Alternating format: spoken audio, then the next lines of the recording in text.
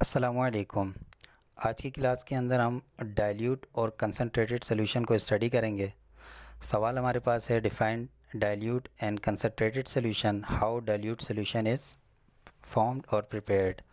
Dilute solution contain relatively small amount of solute in larger amount of solvent. अगर solvent की मकदार ज़्यादा हो और सल्यूट की मकदार कम हो किसी सॉल्यूशन के अंदर, तो ऐसा सॉल्यूशन डाइल्यूट सॉल्यूशन कहलाता है।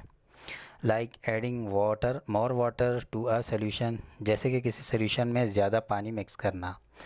इसकी मिसाल ऐसे आप समझ सकते हैं कि अगर आपके पास एक तेज़ तेज़ाब है, उसके अंदर हम पानी को मिक्स कर देते हैं, तो अब वो तेज़ाब की जो स्ट्रेंथ है वो थोड़ी कम हो जाती है।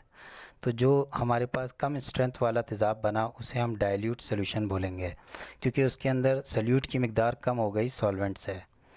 इसके बरक्स जो कंसनट्रेटेड सॉल्यूशन है, it contains relatively large amount of solute in A small amount of solvent. तो अगर हमारे पास सल्यूट की मकदार ज़्यादा हो सॉल्वेंट के मुकाबले में, तो ये हमारे पास कंसनट्रेटेड सॉल्यूशन बन जाता है।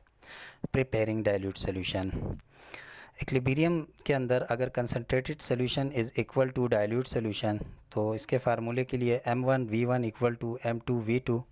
यहाँ M1 और जो V1 है हमारे पास, वो मोलरिटी और वॉल्यूम है कंसनट्रेटेड सॉल्यूशन का, और M2 और V2 जो है वो हमारे पास मोलरिटी और वॉल्यूम है डाइल्यूट सॉल्यूशन का। इस फार्मूले को हम न्यूमेरिकल के अंदर इस्तेमाल करेंगे। तो उम्मीद है कि आपको ये समझ में आ गया होगा। अस्सलामु अलैकुम।